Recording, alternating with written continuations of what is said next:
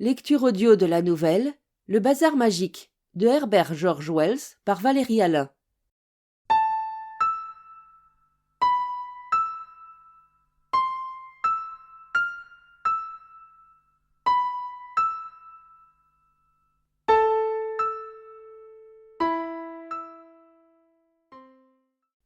J'avais vu de loin plusieurs fois le bazar magique.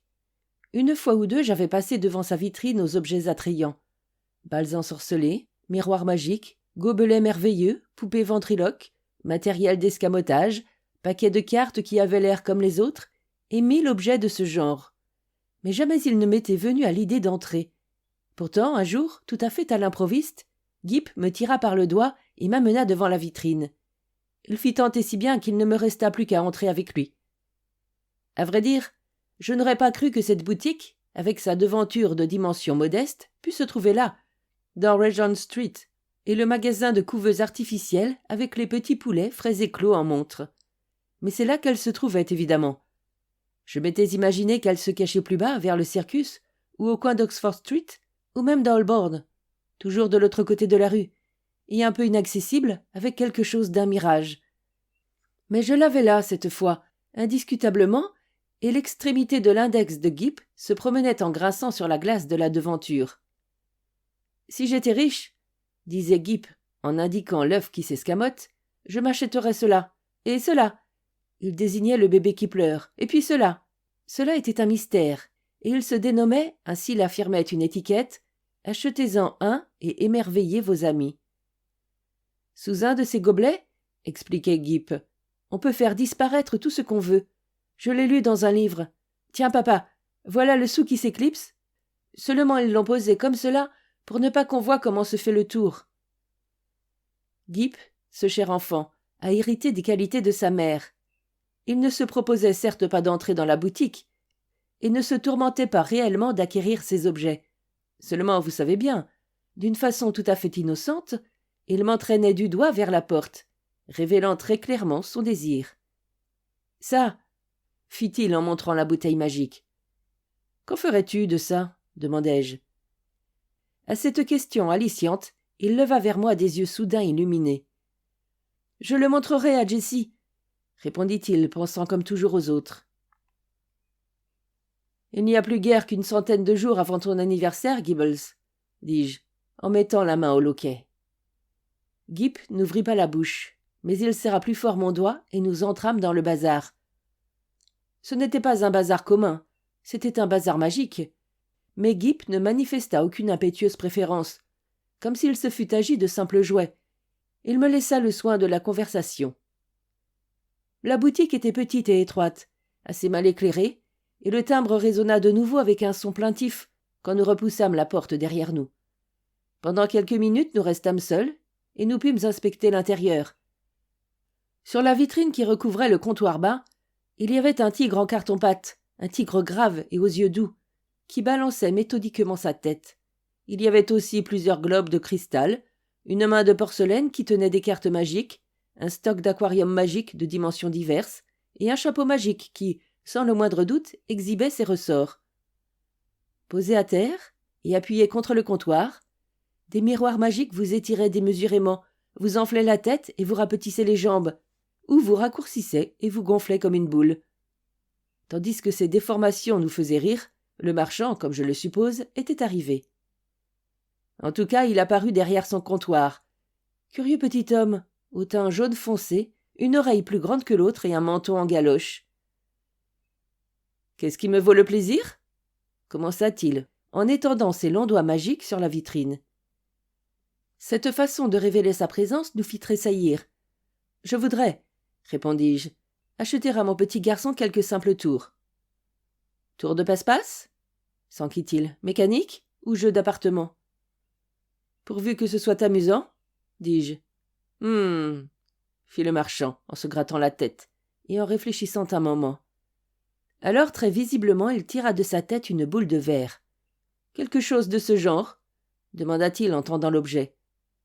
Le geste était imprévu. J'avais déjà vu exécuter ce tour d'innombrables fois. Il fait partie du répertoire ordinaire des prestidigitateurs.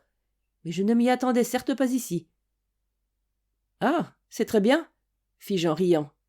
N'est-ce pas? Gip tendit le bras pour prendre la boule, mais trouva vide la main du bimbelotier. « Elle est dans votre poche, » dit l'homme. Gip se fouilla, la boule y était. « Combien vous dois-je » ? « Nous ne faisons rien payer pour les boules de verre, » répondit poliment le commerçant. « Nous les avons. » En parlant, il en tira une de son coude, pour rien. Et derrière son cou, il en extirpa une autre qu'il posa sur le comptoir à côté de la précédente. Gip observa prudemment sa boule, puis lança un regard interrogateur sur les deux autres, et finalement fixa ses yeux écarquillés sur le marchand. « Vous pouvez prendre ces deux-là aussi, » dit celui-ci en souriant. « Et si cela ne vous fait rien, encore une, extraite de ma bouche. Voilà. » Gip, muet, se tourna vers moi comme pour me demander conseil, puis dans un profond silence, empochant les 4 boules, reprit mon doigt et rassembla son courage en vue de la prochaine aventure. « C'est ainsi que nous nous procurons les tours sans importance, » remarqua le boutiquier. Je me mis à rire à la façon de quelqu'un qui comprend une plaisanterie. « C'est moins cher, en effet, que de les acheter en gros ?» dis-je. « En un sens, » reprit-il. « Quoi qu'il faille payer à la fin, mais pas autant qu'on le suppose. Nos tours importants, nos provisions quotidiennes, tout ce dont nous avons besoin, nous l'extrayons de ce chapeau. Savez-vous bien, monsieur, si vous m'excusez de vous faire ces confidences, qu'il n'existe pas un seul magasin de gros pour les marchandises magiques. Je ne sais si vous avez remarqué notre enseigne. Véritable bazar magique. » Il tira de sa joue une carte commerciale et me la tendit. « Véritable, » répéta-t-il, le doigt sur le mot, et il ajouta « Il n'y a absolument aucune tromperie. » À coup sûr, il pousse la plaisanterie passablement loin, pensai-je. Avec un sourire d'une affabilité particulière, il se tourna vers Gip. « Vous êtes, jeune homme, un excellent petit garçon. » Je fus surpris de cette affirmation parce que, dans l'intérêt de la discipline, c'est là un secret qu'on ne dévoile pas, même à la maison. Mais Gip l'accepta avec un silence imperturbable, sans quitter le marchand des yeux. Il n'y a que les excellents petits garçons qui peuvent franchir cette porte. Comme pour en donner la preuve, il y eut à la porte un trépignement et l'on entendit une petite voix pleurnicharde. « Non, non, je veux entrer là, papa, je veux entrer là, non !» Un père assommé, horripilé, proposait des consolations et des compensations. « Mais c'est fermé, Edward, » affirmait-il. « Non, ça ne l'est pas, » protestait le petit garçon. « Si, c'est bien fermé, » nous dit le marchand. « C'est toujours fermé pour ce genre d'enfant-là. » Au même moment, nous entrevîmes le bambin, avec sa petite figure flasque et pâle, comme les enfants qui mangent trop de sucreries et de pâtisseries, les traits déformés par la colère et l'entêtement. L'affreux petit égoïste s'obstinait à remuer la poignée. « C'est inutile, monsieur, » assura le marchand quand, poussé par mon obligeance naturelle, je me précipitai vers la porte pour l'ouvrir. Bientôt, l'enfant gâté, trépignant et hurlant, s'éloigna. « Comment avez-vous fait cela ?» demandai-je soulagé. « Magie, » expliqua le boutiquier en agitant la main. Et voilà qu'au bout de ses doigts des étincelles colorées flambèrent et s'éteignirent dans l'obscurité du bazar. « Avant d'entrer, vous disiez, » reprit-il, s'adressant à Gip, « que vous aimeriez une de nos boîtes. Achetez-en une et émerveillez vos amis. »« Oui, » répondit Gip, rassemblant toute sa vaillance. « Elle est dans votre poche. » Penché par-dessus le comptoir, le surprenant personnage, il avait un corps extraordinairement long, exhiba l'article à la façon des prestidigitateurs.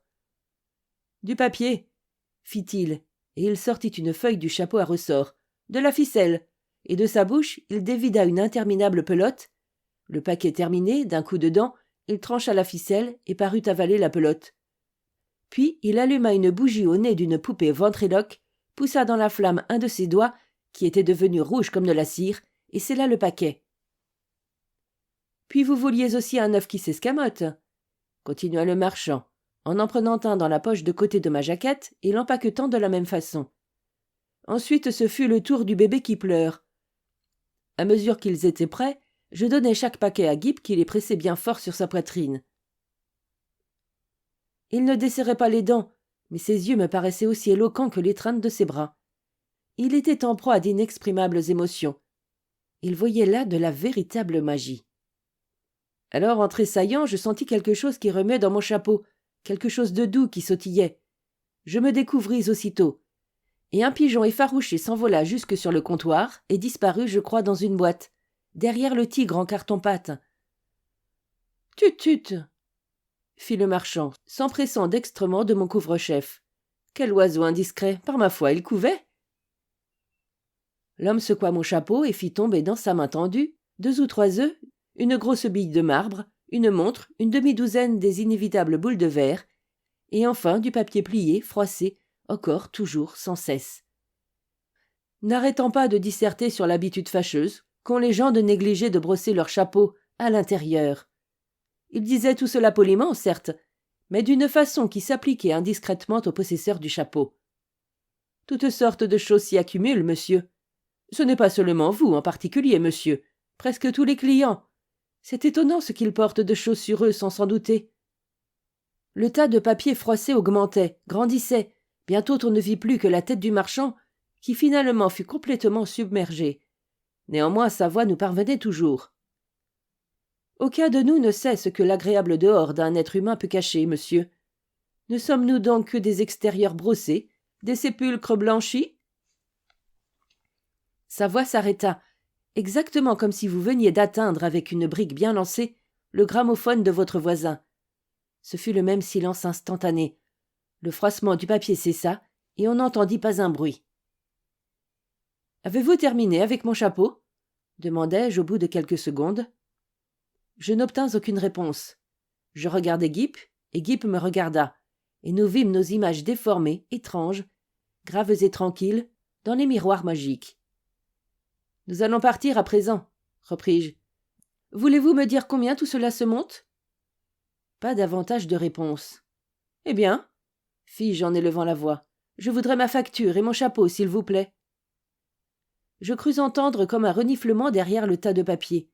« Regardons derrière le comptoir, » dis-je à Guip. « Il se moque de nous. » Je conduisis Guip derrière le tigre, à tête branlante, et derrière le comptoir. Il n'y avait personne. Seul mon chapeau était à plat sur le sol. À côté, un lapin blanc à grandes oreilles pendantes, tel qu'en ont les prestidigitateurs, semblait perdu dans ses méditations, et il avait cet air stupide et ahuri que seuls peuvent avoir les lapins des prestidigitateurs. Je repris mon chapeau, et le lapin s'éloigna en trottinant. « Papa !» fit Guip en un murmure timide. « Qu'y a-t-il, Guip ? Ah, que cette boutique me plaît !» Elle me plairait infiniment aussi, pensai-je, si le comptoir ne se mettait pas soudain à grandir et à barrer le chemin de la porte. Mais je me gardai d'attirer l'attention de Guip sur ce fait. « Petit, petit !» disait l'enfant, en tendant la main vers le lapin qui trottinait devant nous. « Petit, fais-moi un tour de magie !»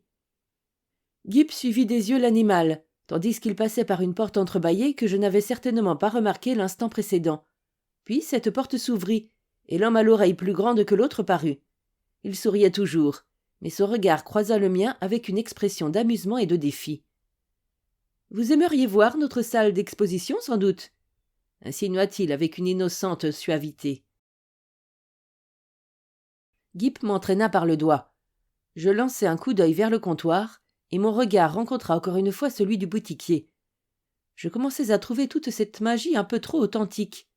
« Mais c'est que nous n'avons plus grand temps, » répondis-je.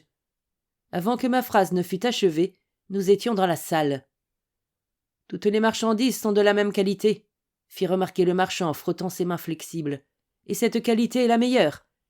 Rien ici qui ne soit de véritable magie et garantie entièrement drôle. Excusez-moi, monsieur. » Je le sentis qui tirait quelque chose qui se cramponnait à ma manche. Puis je le vis tenant par la queue un petit démon rouge qui se débattait, luttait, essayait de lui prendre la main pour la mordre. Presque aussitôt, le marchand l'eût envoyé avec insouciance derrière le comptoir. Sans doute ce n'était là qu'un jouet de caoutchouc, mais sur le moment... Le geste du marchand était exactement celui de l'homme qui manie une minuscule et dangereuse vermine. Je lançai un coup d'œil vers Guip. Mais Guip était tout yeux pour un cheval à bascule. Magique, évidemment. Je fus heureux qu'il n'eût pas vu le démon rouge. « Dites donc, » fis-je à mi-voix, indiquant de l'œil Guip et le démon rouge. « En avez-vous beaucoup comme cela » Ce n'est pas à nous. Vous l'avez probablement apporté avec vous, répliqua le boutiquier à mi-voix lui aussi, et avec un sourire plus éblouissant que jamais. C'est étonnant ce que les gens portent sur eux sans s'en apercevoir. Puis, s'adressant à Guip, « Voyez-vous quelque chose qui vous plaise ici ?» Il y avait là, certes, beaucoup de choses qui plaisaient à Guip. Avec un mélange de confiance et de respect, il se tourna vers l'inconcevable négociant. « Est-ce là une épée magique ?» demanda-t-il. « Ce joie est une épée magique. Elle ne plie ni ne se brise, ni ne coupe les doigts. Elle rend celui qui la porte invincible dans la bataille contre tout humain au-dessous de 18 ans. Il y en a à tous les prix, depuis une demi-couronne jusqu'aux 7 shillings et demi, suivant la taille. Ces panoplies sur carton sont fort utiles pour les jeunes chevaliers errants. Bouclier de sûreté, sandales de rapidité, casque d'invisibilité. « Oh, papa !» s'écria Guip haletant. Je voulus savoir combien coûtaient ces panoplies, mais le marchand ne m'écoutait pas. Il s'était emparé de Guip à présent. Il lui avait fait lâcher mon doigt. Il s'embarquait dans l'explication de tout son maudit stock, et rien ne pouvait l'arrêter. Bientôt, avec un serrement de cœur et un sentiment de jalousie inquiète, je m'aperçus que Guip tenait le doigt du personnage comme habituellement il tenait le mien.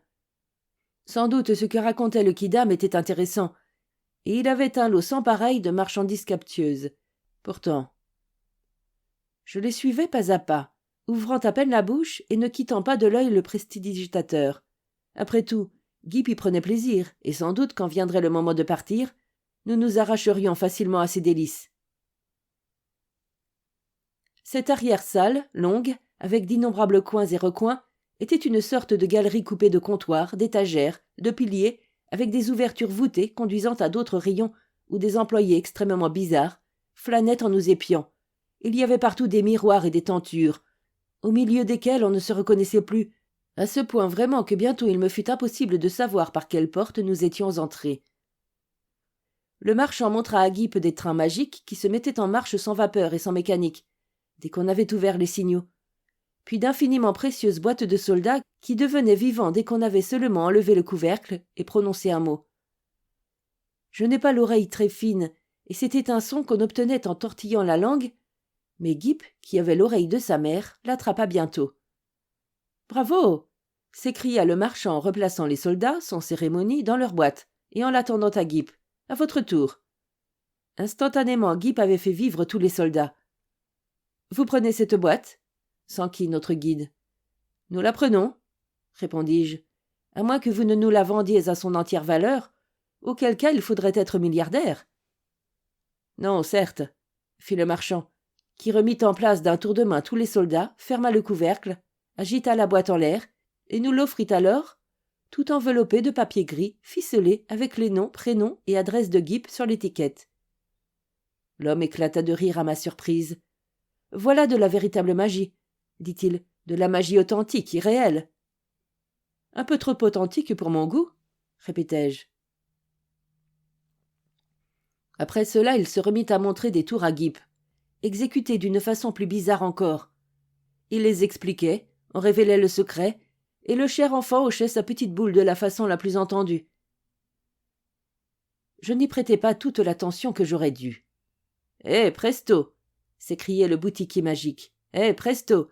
répétait l'enfant de sa petite voix claire. Moi, j'étais distrait par d'autres choses. Je me rendais compte décidément de la singulière étrangeté de ce bazar. Il était pour ainsi dire baigné d'étrangeté. Il y avait quelque chose de baroque jusque dans l'aménagement, dans le plafond, dans le plancher, dans les sièges disposés çà et là.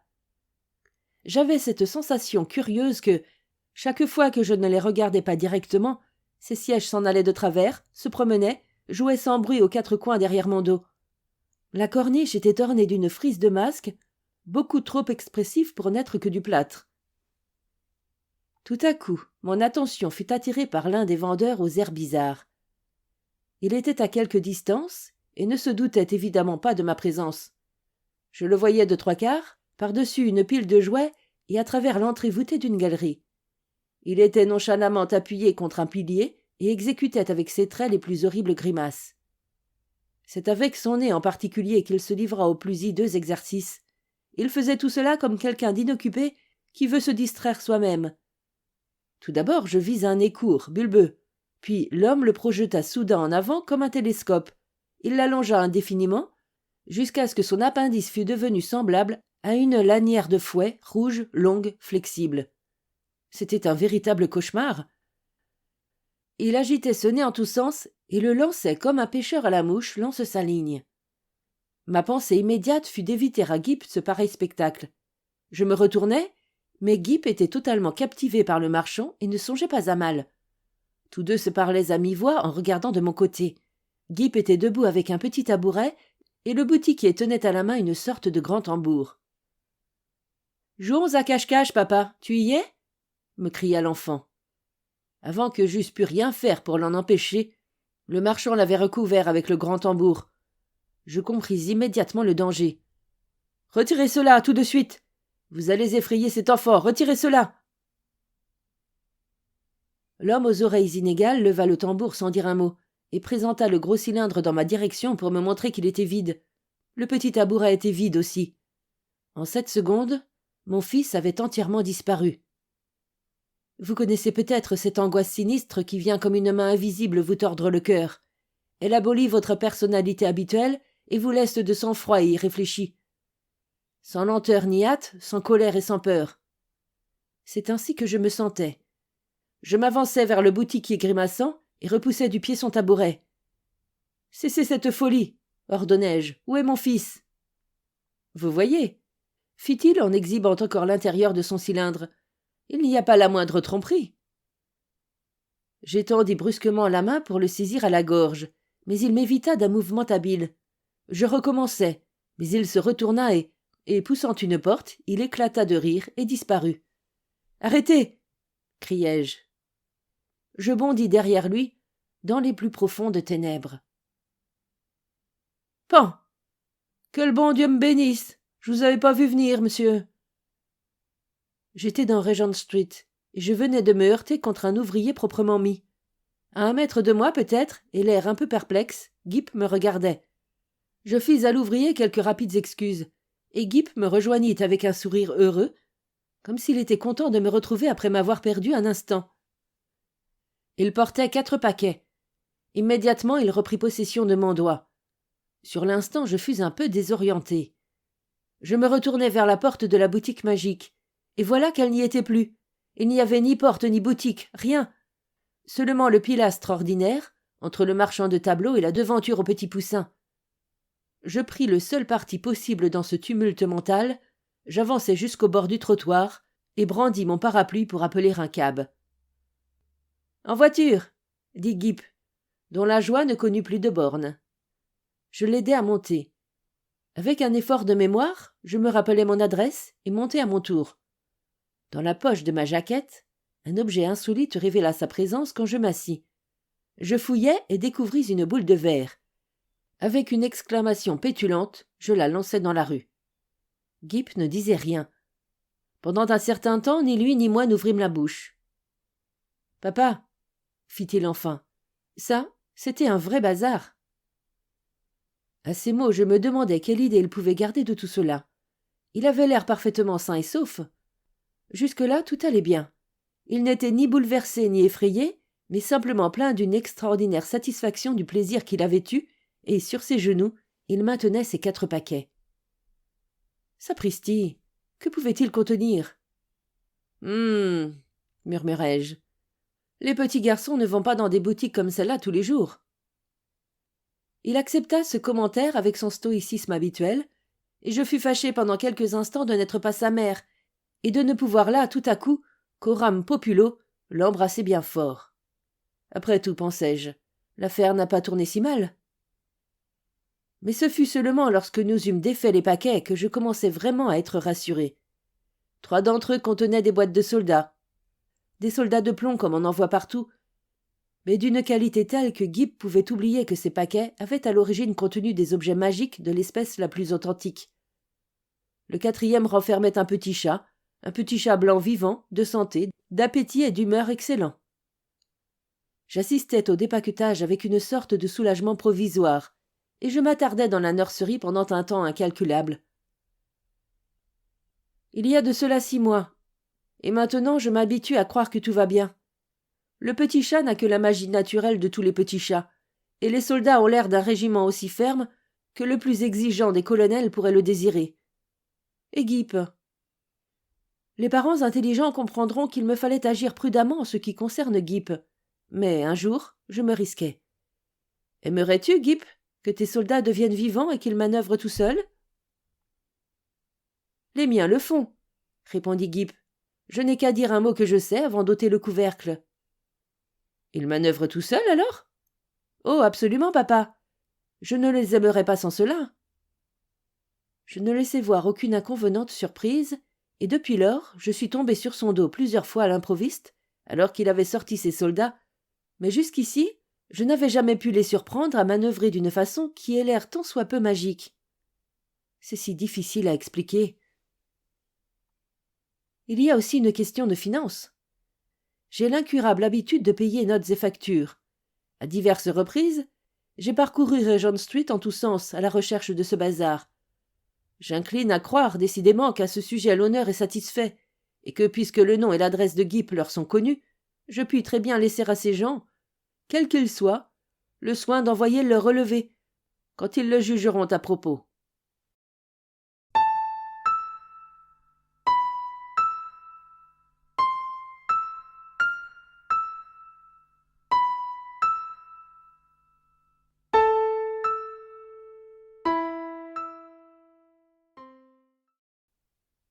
Fin de la lecture de la nouvelle Le Bazar magique. Merci de votre écoute. Je vous rends vos oreilles. Cœur avec les doigts.